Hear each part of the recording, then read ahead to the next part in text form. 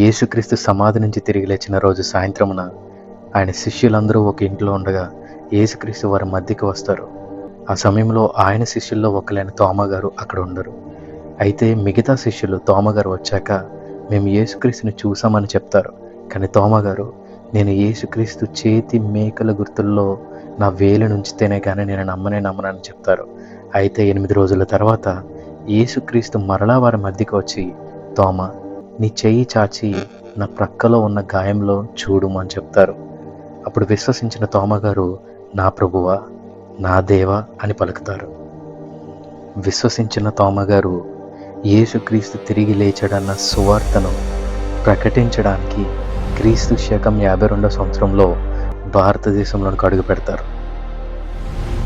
కేరళలోని మల్బార్ సముద్ర తీరమున ఆయన అడుగుపెట్టి అక్కడున్న బ్రాహ్మణులకు సువార్తను ప్రకటించి ఎన్నో అద్భుతాలను చేసి అక్కడి నుంచి మద్రాస్ పట్టణానికి వెళ్ళి అక్కడ కూడా సువార్త చేస్తూ అనేక అద్భుతాలు చేస్తున్న క్రమంలో ఒక దుండగుడు ఒక బల్లెముతో ఆయన్ని పొడిచి చంపివేస్తాడు. ఆయన మరణపు సాక్ష్యాలని మనము చూడాలంటే 3 స్థలాలను మనం దర్శించాలి. ఆయనను దాడి చేసిన గుహ, ఆయనను చంపిన కొండ, ఆయన సమాధి చేయబడిన స్థలము. ఇప్పుడు ఈ వీడియో ద్వారా మనం ఈ 3 స్థలాన్ని దర్శించబోతున్నాం.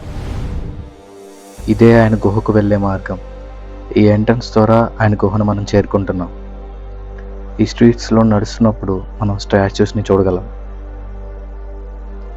ఆ గుహ ఒక కొండ పైన ఉంది. ఆ కొండని లిటిల్ మౌంట్ అని పిలుస్తారు. ఇక్కడ హోలీ ల్యాండ్ అనే ఒక ఎంట్రన్స్ మనం చూడగలం. 12 మంది అపోస్తల స్టాచ్యూస్ని ఇక్కడ ఉంచారు. ఈ స్టాచ్యూస్ని దాటుకుంటూ మనం ఆ కొండను ఎక్కుతున్నాం.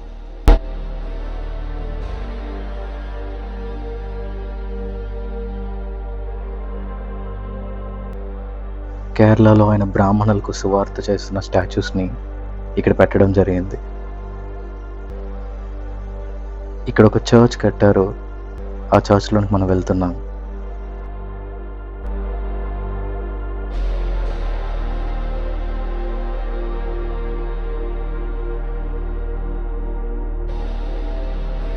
ఈ చర్చ్ సర్క్యులర్ షేప్లో కట్టబడింది.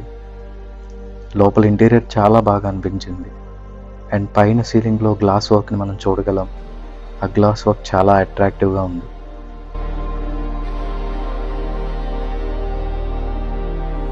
ఇప్పుడు మనం ఆల్టర్ దగ్గరికి వెళ్తున్నాం.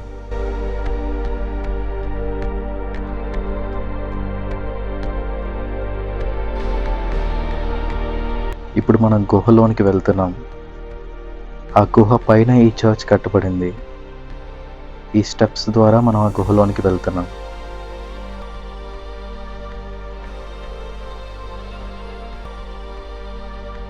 ఈ గుహలోనికి మనం ఎంటర్ అయ్యాం. ఈ గుహలోనే సెయింట్ థామస్ గారు ఆయన పరిచర్య చేస్తూ ఇక్కడే ప్రార్థించేవారు. ఈ రాయిని మీరు చూడగలుగుతున్నారు. ఈ రాయి మీద ఆయన చేతి ముద్రలు ఉన్నాయి. ఇక్కడే ఆయన ప్రార్థించుకునేవారు అని చరిత్ర మనకు చెప్తుంది. ఈ రాయి మీద నేను కూడా ప్రార్థించాను. విశ్వాసంతో నేను కూడా ప్రార్థించినప్పుడు ఎంతగానో ఆదరణ పొందాను. ఈ గుహలోనే ఆయన ప్రార్థించేవారు. ఆయన దేవునితో ఇక్కడే చాలా సమయాన్ని గడుపుతూ ఉండేవారు. ఈ గుహని మీరు చూడగలరు. ఆయన ఈ గుహలో ఉంటుండగానే కొంతమంది ఆయన మీద దాడి చేయడానికి ప్రయత్నించారు. ఆయన కాలి ముద్రలను ఇక్కడ మార్చేయడం జరిగింది. ఇది ఆయన చేతి ముద్ర. ఆయన్ని దాడి చేసినప్పుడు ఆయన ఈ యొక్క ద్వారం ద్వారా బయటికి పారిపోవడం జరిగింది. ఇదే ఆ ద్వారం. ఈ ద్వారం గుండా ఆయన బయటికి పారిపోయారు. తోమగారి శరీరంలోని ఒక భాగాన్ని ఈ డిజైన్లో ఉంచడం జరిగింది. ఈ డిజైన్లో మనం చూడగలం. ఆ గుహ పక్కనే ఒక శాంక్చురీ ఉంది. దానిలోకి మనం వెళ్తున్నాం. ఈ వాల్ మీద ఉన్న గ్లాస్ వర్క్స్ 12 మంది అపోస్తలులను చూపిస్తుంది. ఈ గ్లాస్ వర్క్ చాలా బాగుంది.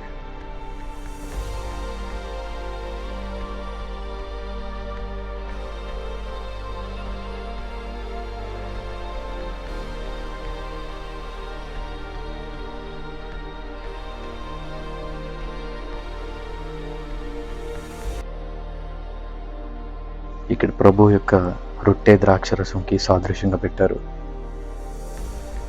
ఇక్కడ మీరు చూస్తున్నారు, ఈ సిలువకు ఒక ప్రత్యేకత ఉంది. ఈ కొండ మీద ఉన్న సిలువ స్వయంగా సెయింట్ థామస్ గారి చేతులతో చెక్కబడింది. ఆయన ఎంతో ఇష్టంగా చెక్కిన సిలువ. ఈ సిలువను తాకుతున్నప్పుడు దేవుని సన్నిధి అనుభవించగలిగాను. ఆయన సువార్త వినడానికి వచ్చిన ప్రజలు దప్పికొన్నప్పుడు ఆయన ప్రార్థించి బండను కొట్టగా నీళ్ళు ఉబికాయని చరిత్ర చెప్తుంది. ఆ నీటిని మనం ఇప్పటికీ చూడగలం.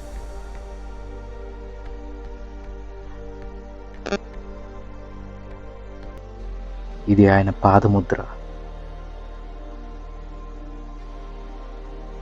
ఈ చర్చ్కి బయట సైడ్ అపోస్తల పటములు మనం చూడగలం.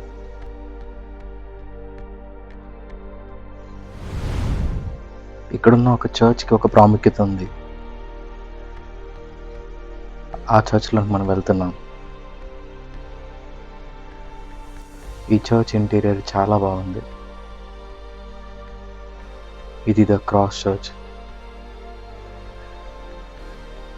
యేసు ప్రభు సిలువ వేయబడిన, సిలువలోంచి తీయబడిన ఒక ముక్క ఇక్కడ పెట్టబడింది. ఆ రెలిక్ని మనం ఇక్కడ చూడగలం ఈ బాక్స్లో.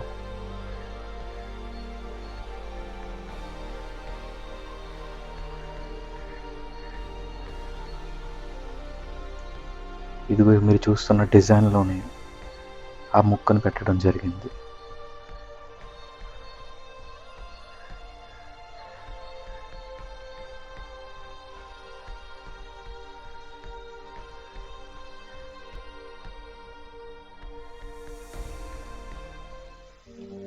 ఆ గుహ నుండి పారిపోయి ఆయన వచ్చింది ఈ కొండ మీదకే. దీన్ని సెయింట్ థామస్ కొండ అని పిలిచారు. ఈ కొండకు వెళ్ళే మార్గము. ఇక్కడ సెయింట్ థామస్ స్టాచ్యూస్ని మనం చూడగలం. ఈ మార్గం గుండా పైకి వెళ్తున్నాం. ఈ కొండ ఎంత ఎత్తులో ఉందో మీరు ఇక్కడ చూడగలరు. చెన్నై సిటీని మనం ఇక్కడి నుంచి చూస్తున్నాం.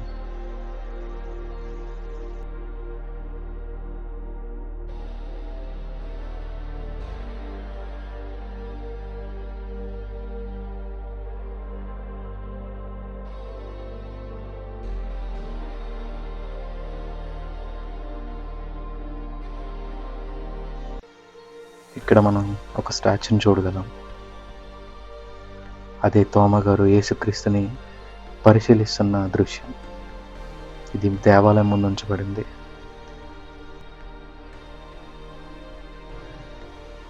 ఇక్కడ 2 స్టాచ్యూస్ని మనం చూడగలం.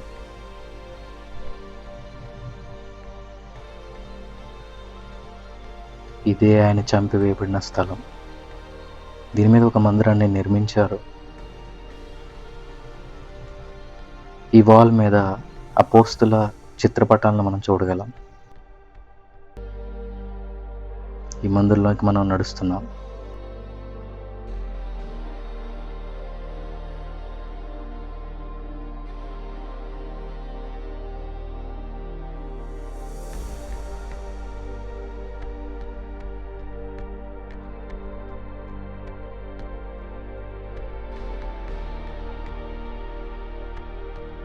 ఇక్కడ మీరు చూస్తున్న సిలువు స్వయంగా థామస్ గారు చెక్కిన సిలువు. ఈ సిలువు మీద ప్రార్థిస్తుండగా దుండగుడు ఆయన్ని ఇదే స్థలంలో చంపివేశాడు. ఇక్కడే థామస్ గారు మరణించారు. ఆయన చెక్కిన సిలువ. చనిపోయిన థామా గారిని ఇక్కడికి తీసుకొచ్చి సమాధి చేశారు. ఆ సమాధి పైన ఈ చర్చ్ని కట్టారు. ఆ సమాధిలోనికి మనం వెళ్ళబోతున్నాం. ఈ చర్చ్ గోతిక్ స్టైల్లో కట్టడం జరిగింది.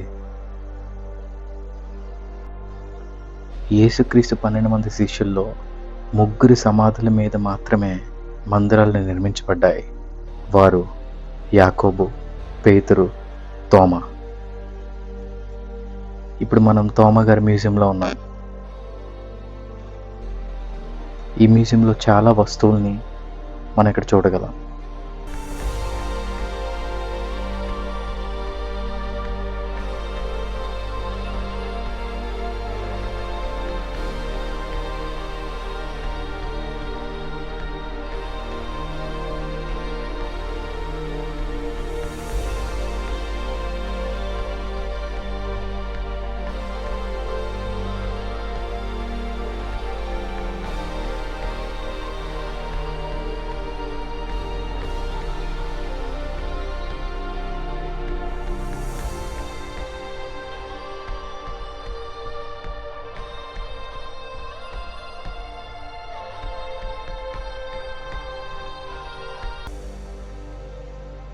లైటింగ్తో ఈ చర్చ్ చాలా బాగుంది.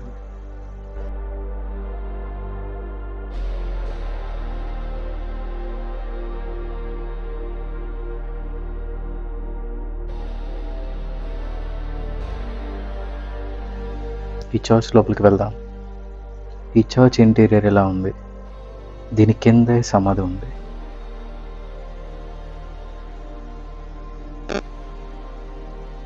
ఇప్పుడు ఆ సమాధి దగ్గరికి మనం వెళ్తున్నాం. ముగ్గురు శిష్యుల సమాధుల మీద మందిరాలు కట్టబడినట్టు ఇక్కడి చిత్రపటాలను మనం చూడవచ్చు.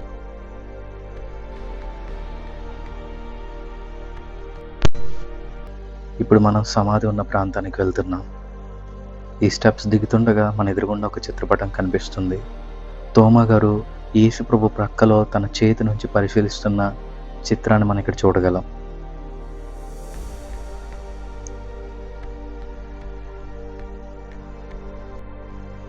తోమా గారిని బల్లెంతో పొడిచిన సన్నివేశం ఇక్కడ కనిపిస్తుంది.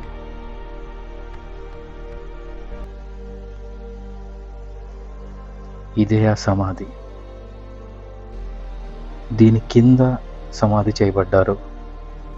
ఈ సమాధికి కుడివైపు ఆయన శరీరంలో ఒక భాగాన్ని అవశేషంగా ఉంచడం జరిగింది. తోమా గారు భారతదేశం రావడం, యేసుక్రీస్తు సువార్తను ప్రకటించడం భారతదేశాన్ని ఎంతగా ప్రభావం చేశాయంటే, పోస్టల్ డిపార్ట్మెంట్ ఆఫ్ ఇండియా 1964 సంవత్సరంలో 2 స్టాంప్స్ని రిలీజ్ చేశాయి. యేసుక్రీస్తు తిరిగి లేచాడనే నిజాన్ని తోమా గారు విశ్వసించి భారతదేశానికి సువార్తను తీసుకొచ్చారు. మరి మీరు విశ్వసిస్తున్నారా?